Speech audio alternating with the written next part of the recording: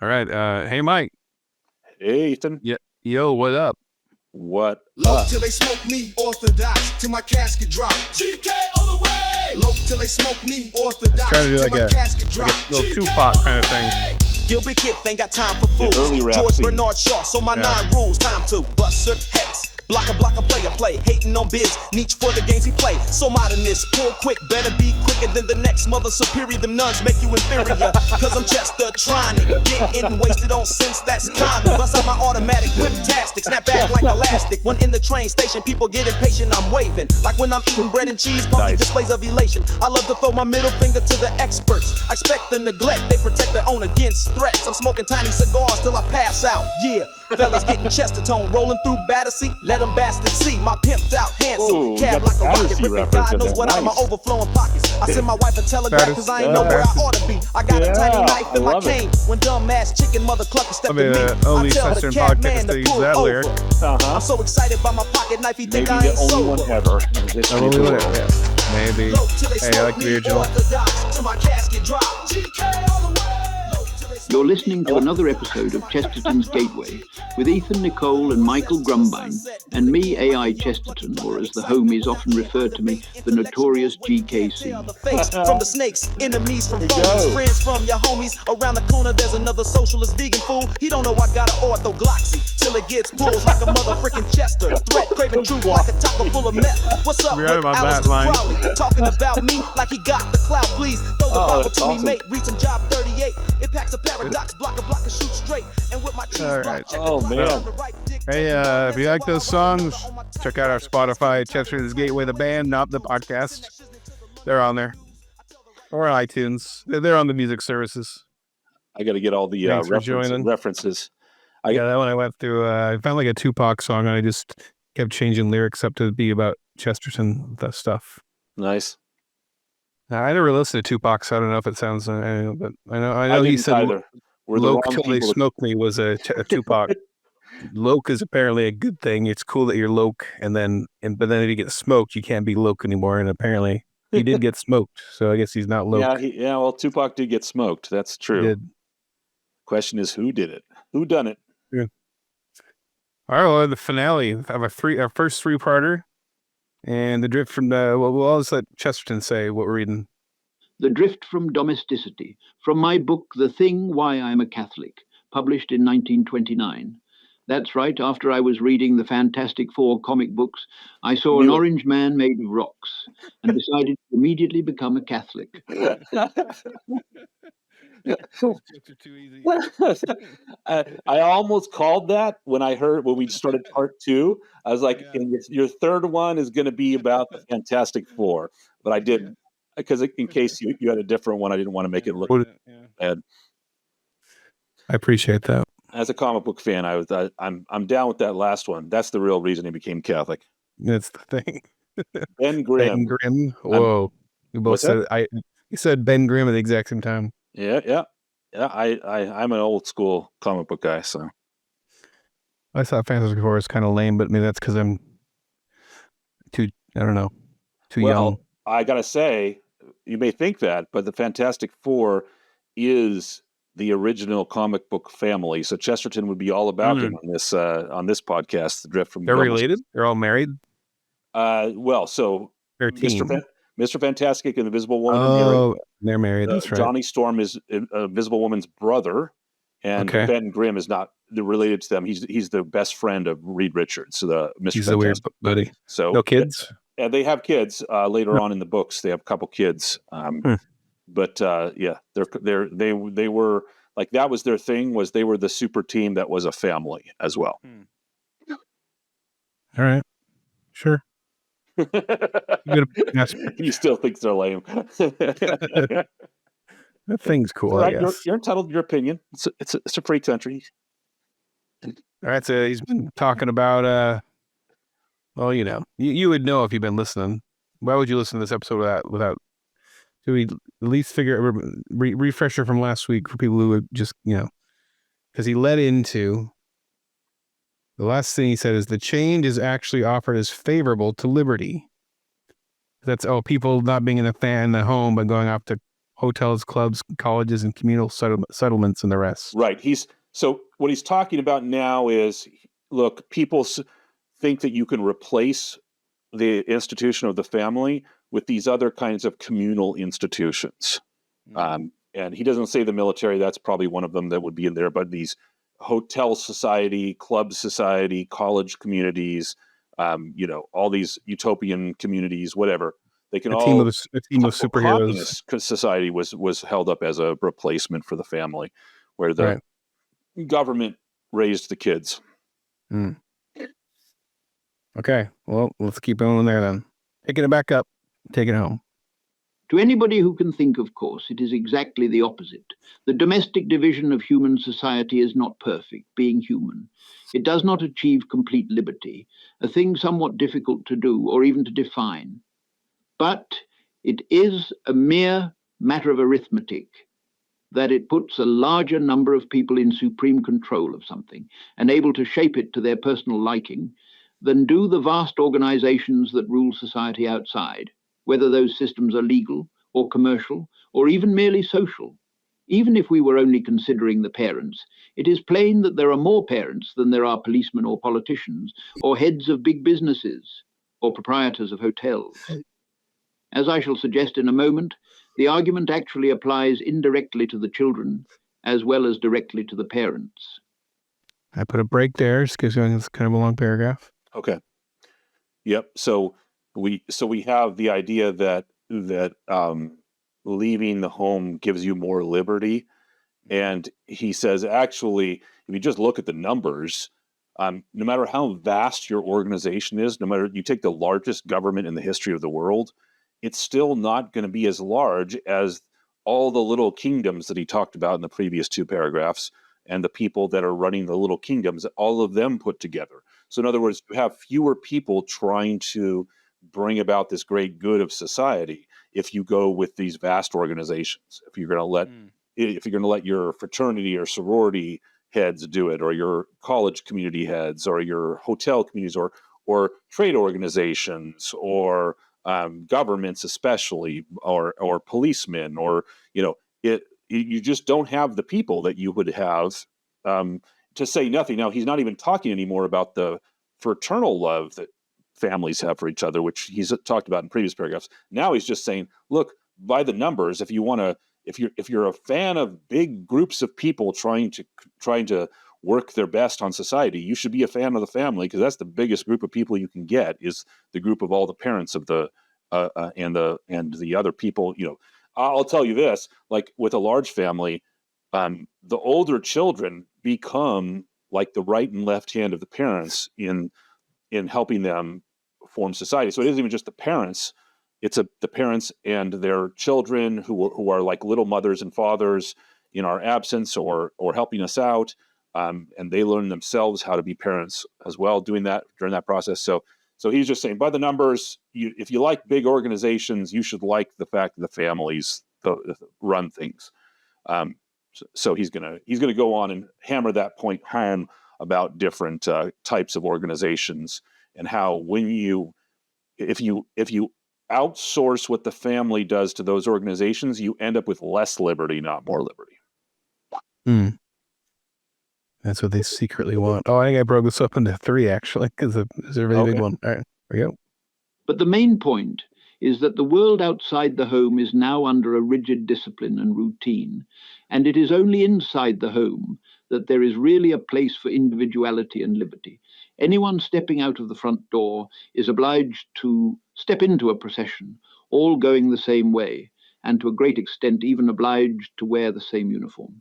Business, especially big business, is now organized like an army. It is, as some would say, a sort of mild militarism without bloodshed, as I should say, a militarism without the military virtues. But anyhow, it is obvious that 100 clerks in a bank or 100 waitresses in a tea shop are more regimented and under rule than the same individuals when each has gone back to his or her own dwelling or lodging, hung with his or her favorite pictures, or fragrant with his or her favorite cheap cigarettes.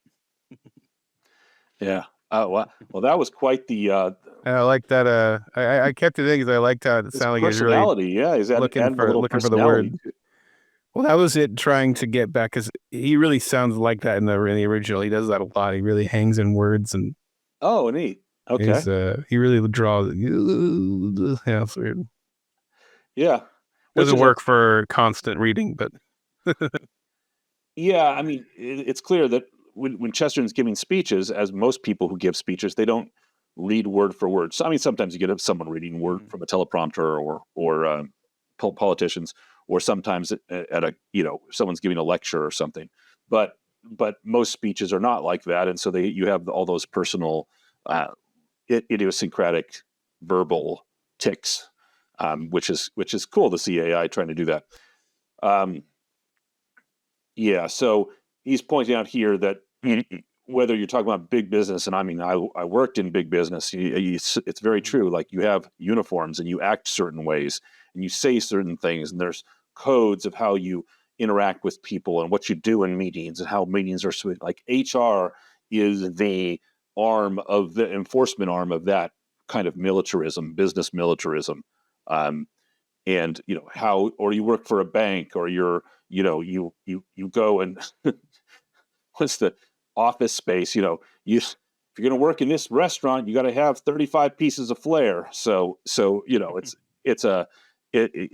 a real sense of regimented control that organizations that aren't the family have. Whereas if you watch those same people when they go back home, they all live the life that they like. In the home is where you find real liberty, not by leaving the home. right, and that's.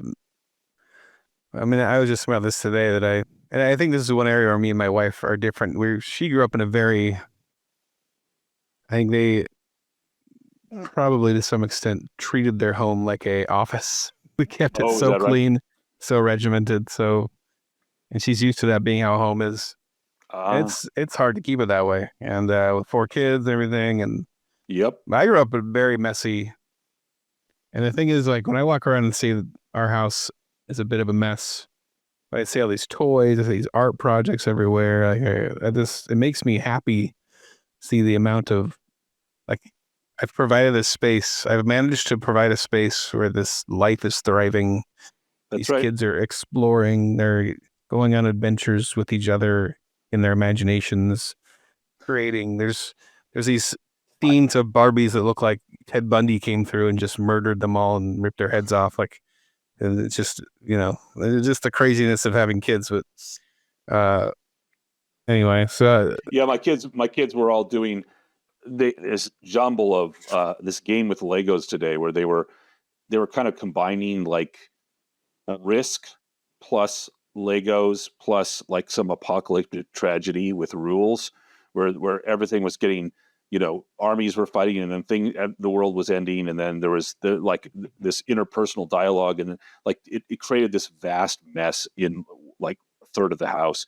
But it was awesome. Like, it's the kind of liberty, like you're just saying, like, you provide them with that space for liberty, and that I'm using Chesterton's word there, but that's where it's really found, is in the home. You don't get that. You don't get that in a business. You don't get that in the military. You don't get that in a fraternal organization. You don't get that in a utopian society or communist society. Doesn't work. Yeah, and I guess to the person who grew up in a very rigid home, I would say, I understand the appeal of running off to, these things. But I think they'll find if in the home they create, like you create a home, you'll see and that you got to create something that wonderful, and you get that freedom and see the wonder of what a home really is before you really want to run from it, just based on maybe if you didn't have a good upbringing. That's right. All right. And the rest of this very long paragraph, and this is the longest chunk of it. Here we go. Very long. But this, which is so obvious in the commercial case, is no less true even in the social case. In practice, the pursuit of pleasure is merely the pursuit of fashion. The pursuit of fashion is merely the pursuit of convention, only that it happens to be a new convention. The jazz dances, the joy rides, the big pleasure parties and hotel entertainments do not make any more provision for a really independent taste than did any of the fashions of the past. If a wealthy young lady wants to do what all the other wealthy young ladies are doing, she will find it great fun, simply because youth is fun and society is fun. She will enjoy being modern exactly as her Victorian grandmother enjoyed being Victorian, and quite right too. But it is the enjoyment of convention, not the enjoyment of liberty. It is perfectly healthy for all young people of all historic periods to herd together to a reasonable extent and enthusiastically copy each other. But in that there is nothing particularly fresh, and certainly nothing particularly free. The girl who likes shaving her head and powdering her nose and wearing short skirts will find the world organized for her and will march happily with the procession. But a girl who happened to like having her hair down to her heels, or loading herself with barbaric gauds and trailing garments, or most awful of all, leaving her nose in its natural state, she will still be well advised to do these things on her own premises. If the Duchess does want to play leapfrog, she must not start suddenly leaping in the manner of a frog across the ballroom of the Babylon Hotel, when it is crowded with the 50 best couples professionally practicing the very latest dance for the instruction of society. The Duchess will find it easier to practice leapfrog to the admiration of her intimate friends in the old oak-panelled hall of Fitzdragon Castle. If the Dean must stand on his head, he will do it with more ease and grace in the calm atmosphere of the deanery than by attempting to interrupt the program of some social entertainment already organized for philanthropic purposes. All right, bringing back to Duchess and the Dean. That's from episode like 2 episodes ago. Right. And these, what's interesting is 2 episodes ago, he was using it in the first part of this chapter, he's using it to point out, if you're going to do these things, first to understand the reasons for why people walk normally instead of leaping like a frog, or why people walk usually cavort upright and not with head down. And if you then understand the reason and you still think there's a good reason for doing it the other way, then go for it and God be with you.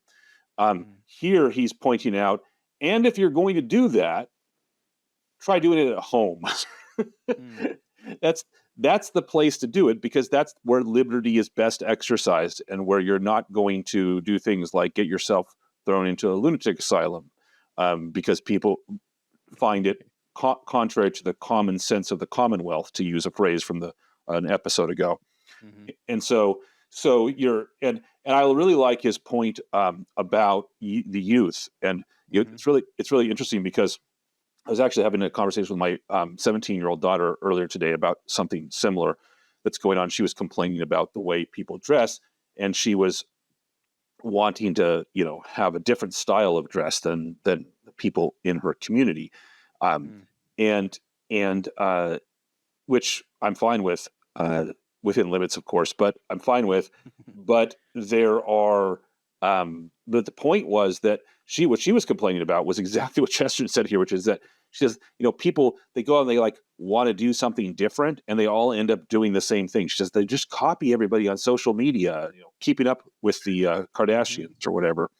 And I mean, that's a reference from 5 or 10 years ago, but it's the same principle, which is that the youth go off and they do their own thing, but it's funny how their own thing turns out to be the same thing as everybody else. And so Chesterton's just pointing that out, and pointing out that that's just having fun and being fashionable, but don't think that's liberty. You just end up copying each other. And that's, and there's if you really want to be different, you can do that in the home.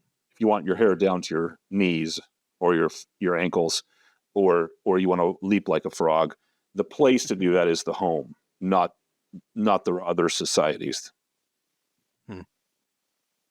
Yeah, that's true. I don't have anything to add to that. I'm trying to think about nothing. Feel bad. I just let you talk. Do you ever have discussions with your children about how they dress? Well, my stepkids are the teenagers, and I don't know. That's just kind of that's all kind of between them and their mom, really.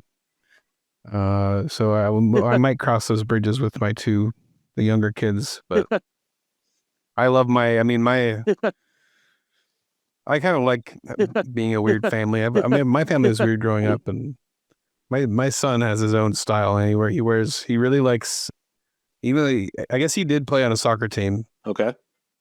but before he ever played soccer, he loved really long soccer socks that go all up to your knees, and he likes wearing multicolored, like 2 different colors, and then some kind of crazy shorts that have like flames on them, and then some kind of giant T-Rex monster truck T-shirt, and he just decks himself out. And I just love how I love when I see him walk up. He's got his whole outfit going on. He dresses like a comic book. Yeah, so great.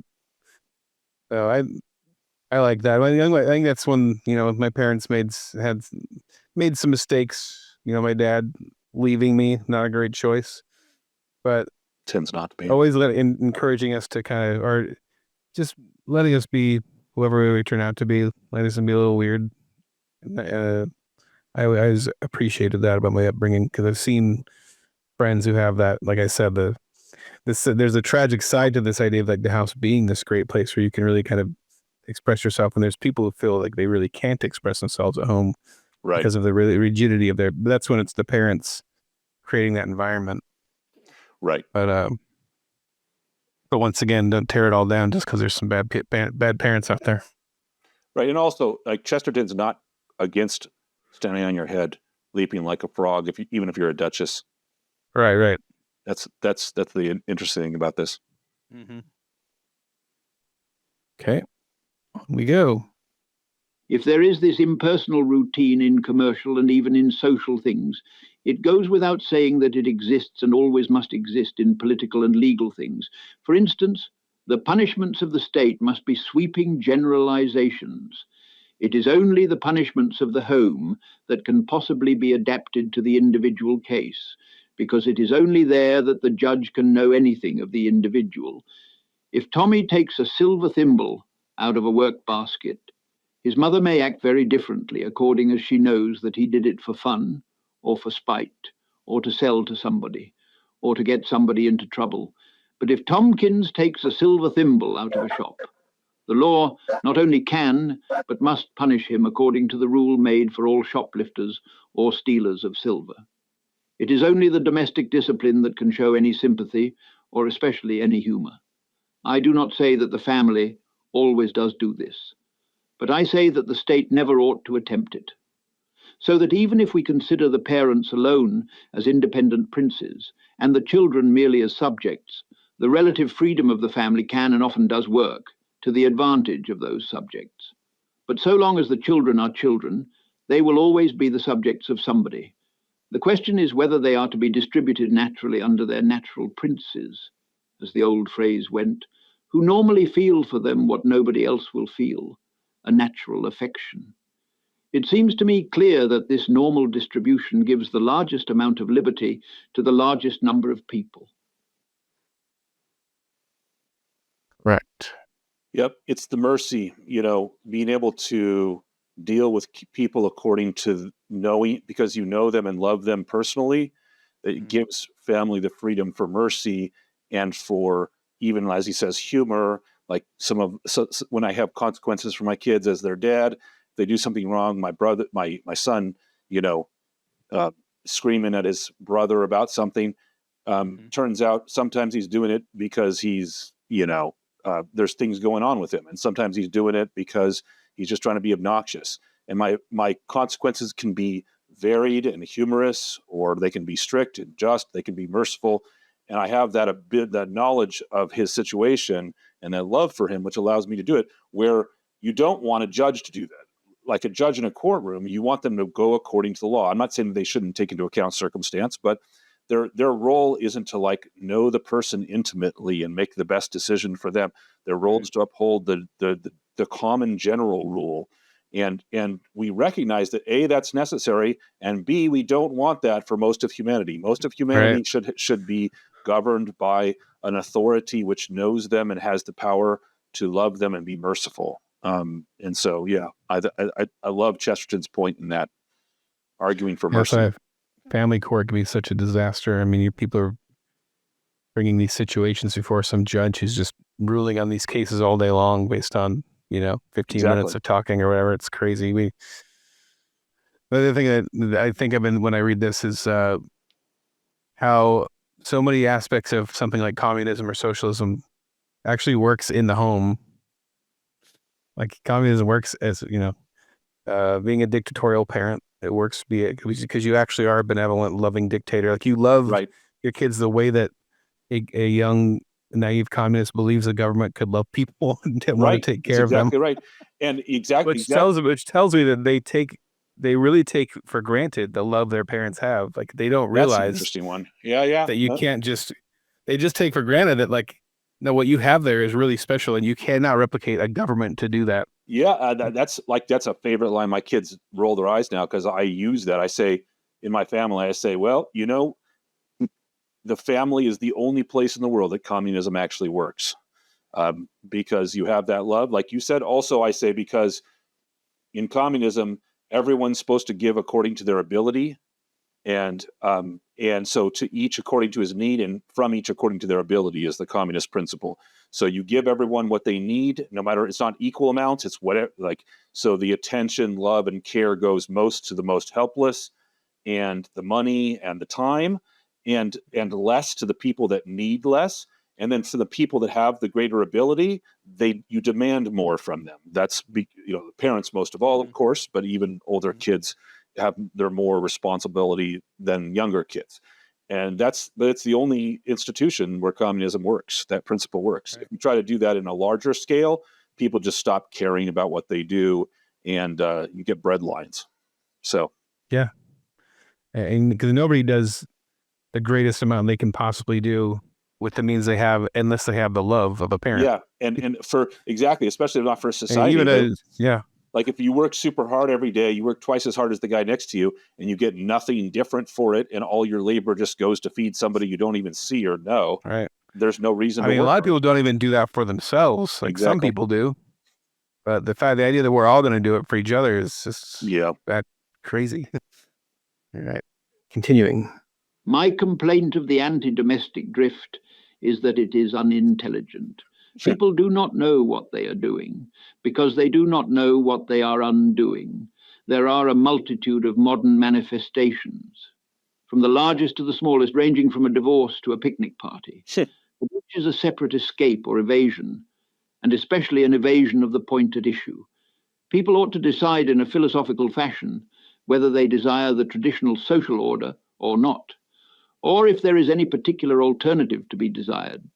As it is, they treat the public question merely as a mess or medley of private questions.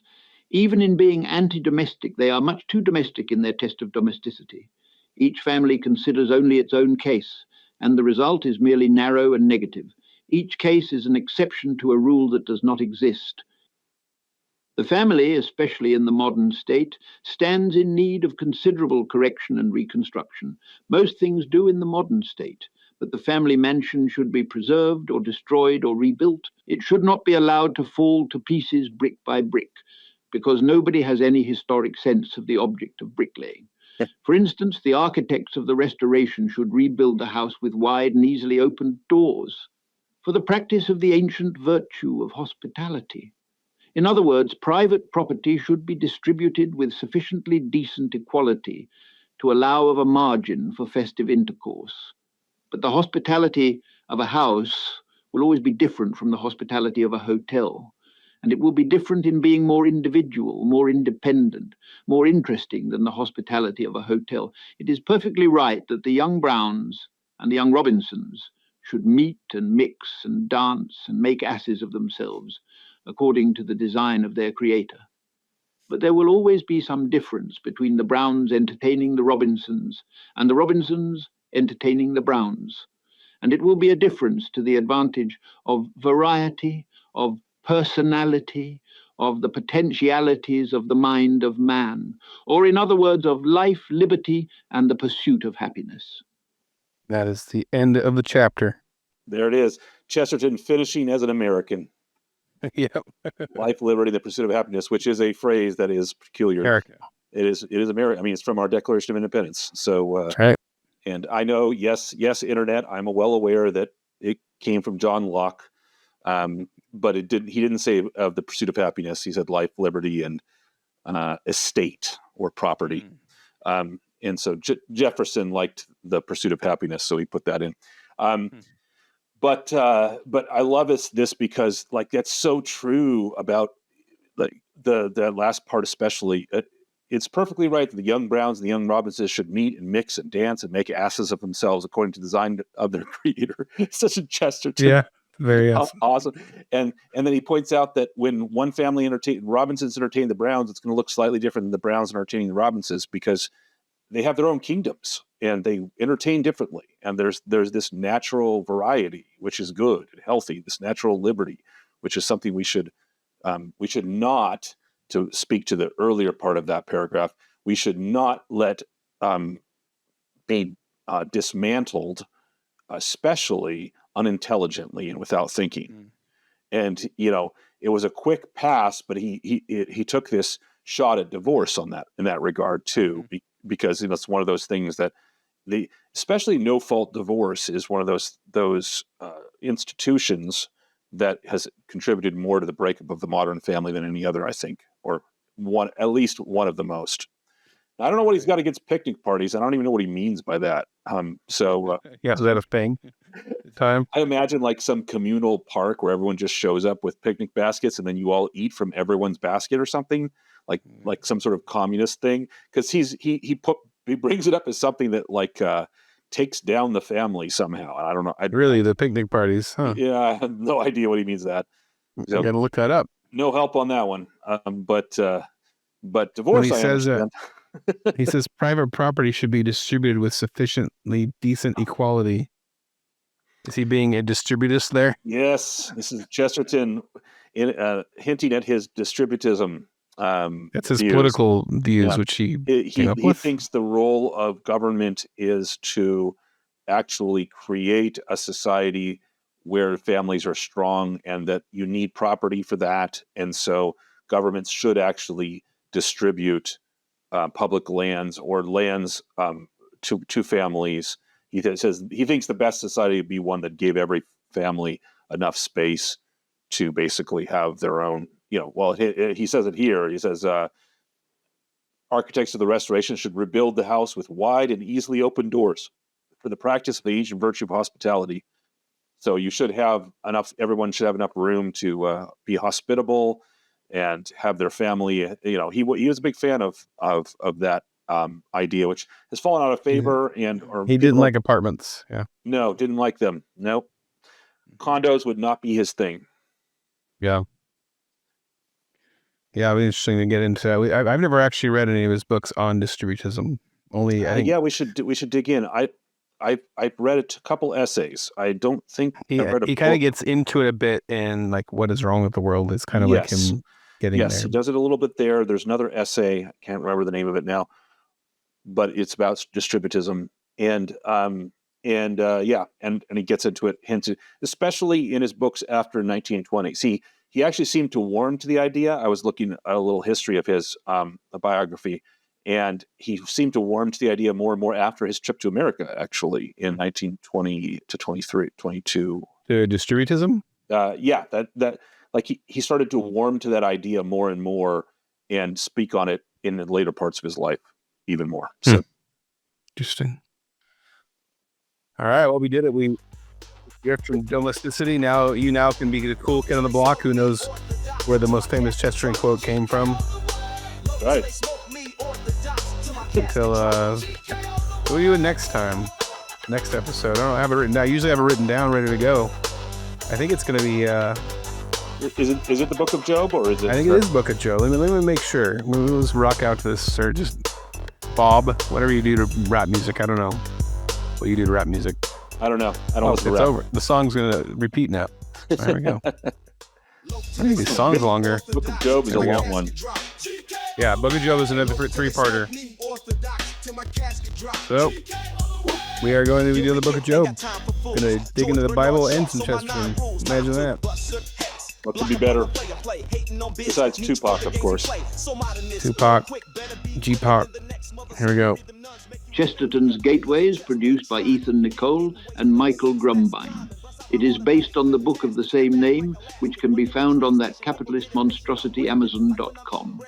Send questions and comments to chestertonsgateway at gmail.com. And join us on Patreon, where only the true Chestertonians can be found. Goodbye. That's right. Cab like a rocket, ripping God knows what out of my overflowing pockets. I send my wife a telegraph because I ain't know where I ought to be. I got a tiny knife in my cane. They say white people can't do rap. I mean, I rhymed it, but I didn't. I love writing rhymes.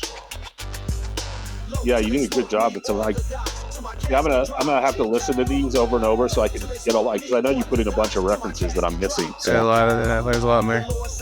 I love you have this gangster guy like looking fascinatedly through the things in his pockets in the back of a handsome cab. Is that the image? Yeah. All right. Till next time, everybody. Thanks for joining us, and Patreon people.